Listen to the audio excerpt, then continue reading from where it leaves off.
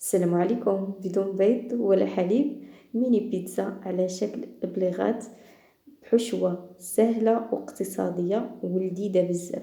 والأهم أنك غادي تحضريهم دفعة واحدة، وعجين جد جد رطب وقطني من الداخل كما كتشوفوا في الصور. إذا كنت أول مرة تشوف القناة فمرحبا بك، اضغط على زر لايك واشترك ليصلك كل ما هو جديد إن شاء الله.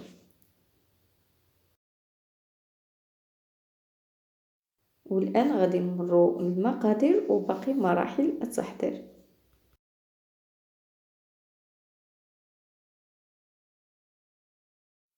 بسم الله. كنحتاج كوب ونصف من الفينو دقيق الصلب أو السميد ناعم، كوب ونصف من الدقيق الأبيض.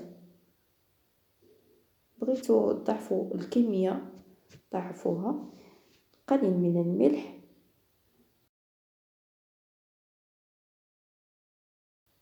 قليل من السكر،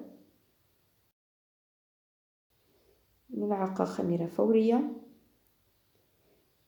قليل من الزعتر،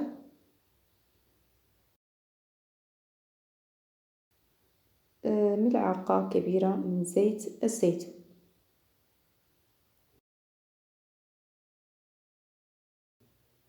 هنا غادي نجمع العجين بماء يكون دافئ.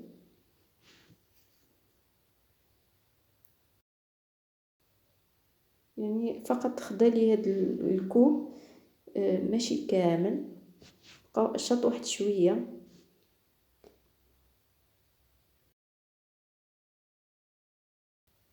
كنحصل على هاد العجين بهذا القوام هذا كما كتشوفوا. غنخلي العجينه تختمر وغادي نوجد الصلصه ديال الطماطم. هنا عندي جوج حبات، يعني 2 حبات من الطماطم يعني مطحونه، قليل من الزعتر،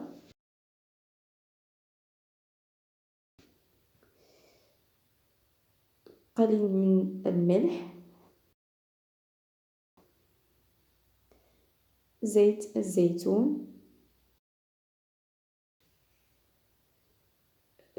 ملعقة نصف ملعقة من بودرة الثوم، واللي متوفرش فقط يعني درس ديال الثوم محكوب.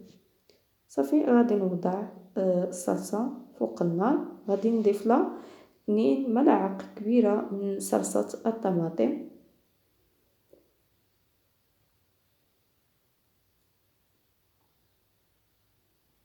وعلى نار مهيلة غادي نخلي الصلصة حتى كتوجد وكتصبح بهذا القوام هذا كما كتشوفوا في الصور.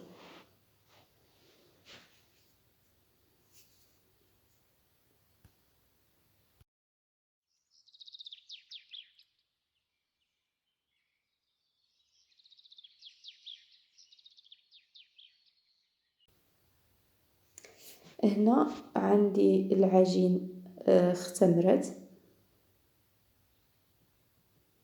غادي نفرد العجين، قليل من الدقيق الصلب، كنطلق العجينة،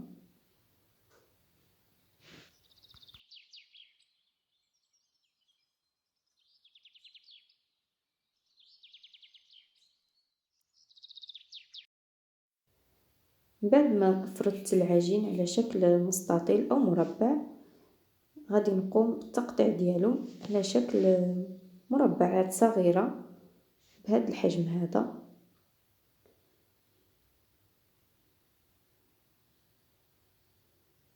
يعني عملية سهلة وسريعة كما كتشوفوا.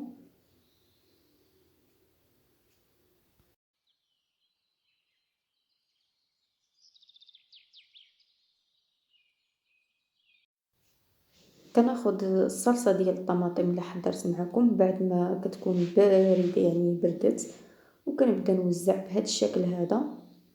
يعني كنعمل على شكل يعني فقط في الوسط على شكل طولي. كنوزعو على جميع العجين. وهنا عندي كمية من التونة، كنوضع كل قطعة كنوضع فيها واحدة الكمية، كنوزع عليهم يعني بالتساوي.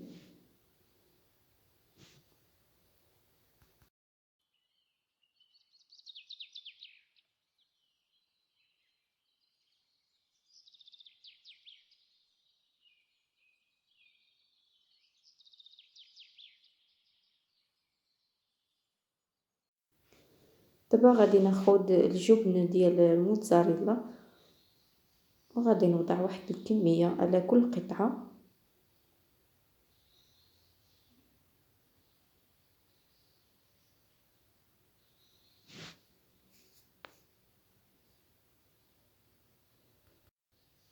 هنا الحشو اللي بغيتو نتوما كتفضلوا وضعوه.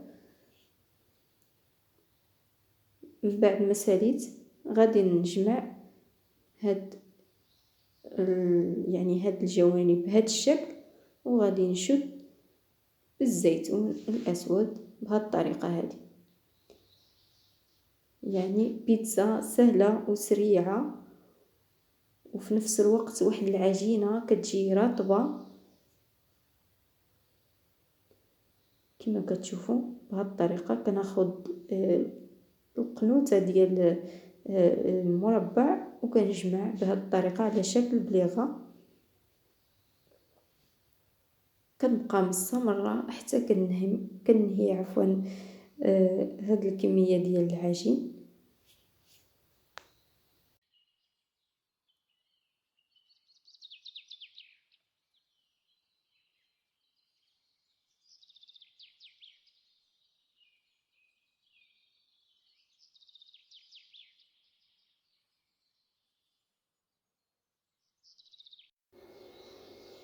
اللي كنساليو كيجيو على هذا الشكل هذا، كنوضعهم في الصينيه اللي غادي تدخل الفرن على النار تكون مهيله بطبيعه الحال حتى كيطيبوا. هذا هو الشكل ديالهم من بعد ما خرجوا من الفرن.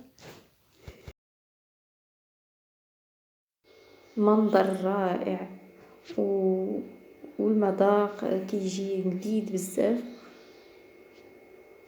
وساهلين في التحضير، كيوجدوا يعني بسرعه وواحد الكميه لا باس بها كما كتشوفوا. كما قلت لكم يمكن لكم تعوضوا مثلا السمك ديال التونه باللحم المفروم يعني الكفته. المهم بغيتو تضيفوا اي اضافات تضيفوها. العجين رطب وقطني صراحه شي حاجه رائعه وسهله في التحضير كما كتشوفوا.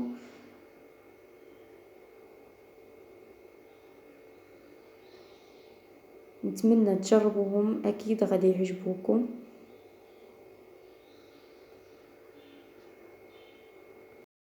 كان هذا هو الفيديو ديال هذا النهار، نتمنى يعجبكم ودمتم في رعاية الله وحفظه، والى اللقاء.